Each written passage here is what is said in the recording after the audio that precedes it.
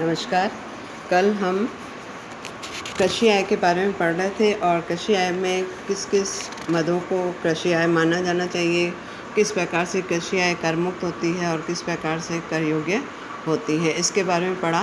और उसी को ध्यान में रखते हुए मैं आपके सामने 2 एग्जाम्पल प्रस्तुत कर रही हूँ। पहला एग्जाम्पल है, do you following constitute agriculture income, give reason for your answer.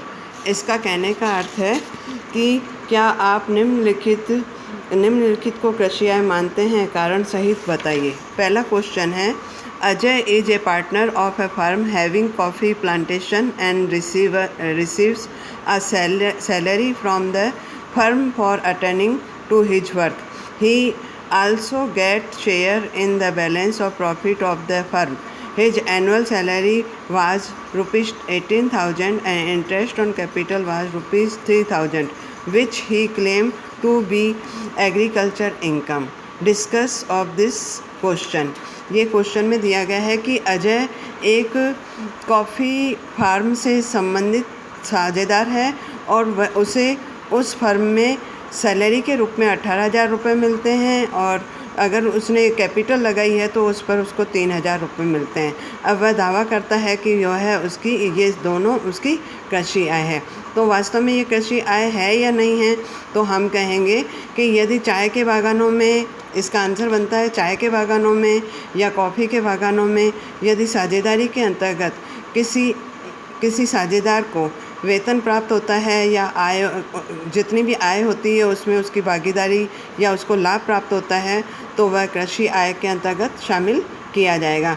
लेकिन ये 18,000 और 3,000 पूर्ण रूप से करमुक्त नहीं माने जाएंगे। इसका 60% करमुक्त माना जाएगा और 40% कर योग्य माना जाएगा। सेकंड क्वेश्चन दिया हुआ है आपको, Suresh is the manager of the mechanised agriculture farm for which he received salary of 24,000 for the year ended on 31st March 2019, which he claims to be exempt from income tax as being agriculture income. ये कहना चाहिए, इस question में कहा गया है कि सुरेश एक यांत्रिक कृषि फार्म का मैनेजर है जिससे कि 31 मार्च 2019 को पूरे वर्ष में 24,000 रुपये का वेतन प्राप्त हुआ और वह मानता है कि यह कृषि आय है और उसे मुक्त माना जाए। नहीं, इसका आंसर बनेगा नहीं, यह इसकी कृषि आय नहीं है। जब तक कि कोई व्यक्ति कृषि कार्यों से या कृषि के कार्य से उत्पन्न होने वाली उपज या कृषि से संबंधित ज़मीन को किराए पर देने से आय प्राप्त होती है, केवल वही कृषि आय कहलाएगी। यदि वह मैनेजर के तौर पे कार्य कर रहा है तो वह उसका वेतन कृषि आय नहीं कहलाएगा, अर्थात ये कर मुक्त नहीं माना जाएगा। तीसरा क्वेश्चन आपके सामने है, Tarun is the share holder of the plantation company. From the company he received dividend of rupees 20,000 which he claims to be agriculture income and thus exempt from tax. इस क्वेश्चन का मीनिंग निकलता है कि तरुण एक plantation company में अंशधारी है। Company से लाभांश के रूप में उसे 20,000 रुपये प्राप्त होते हैं और वह भी यह मानता है कि यह कृषि आय है और कर मुक्त है। इस क्वेश्चन का आंसर होगा नहीं।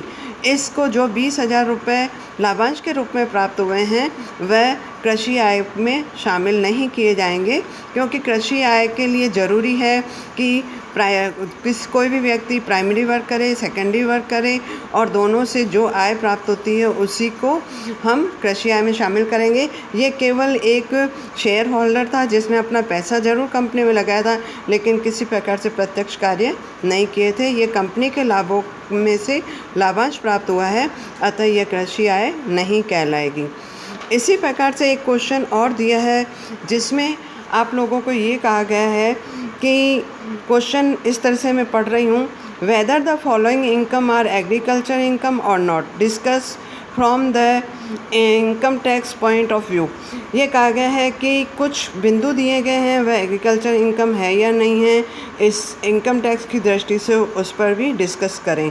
तो पहला क्वेश्चन दिया हुआ है, income received from letting of a land situated in India which is used for agriculture operation. इस क्वेश्चन का मीनिंग है भारत में किसी भी ऐसी भूमि को किराए पर उठाने से प्राप्त आय जिसका प्रयोग कृषि कार्यों के लिए ही हुआ है। तो क्या ये कृषि आय है? डेफिनेटली इसका आंसर होगा यस, क्योंकि कोई भी कृषि भूमि जिसका उपयोग या तो उपज के लिए या उत्पाद प्राप्त करने के लिए होना चाहिए या उसको भूमि को किराए पर उठाने से होना चाहिए और उसका उपयोग भी कृषि कार्यों के लिए होना चाहिए। तो इस प्रकार से किराए से प्राप्त होने वाली आय को हम कृषि आय मानेंगे।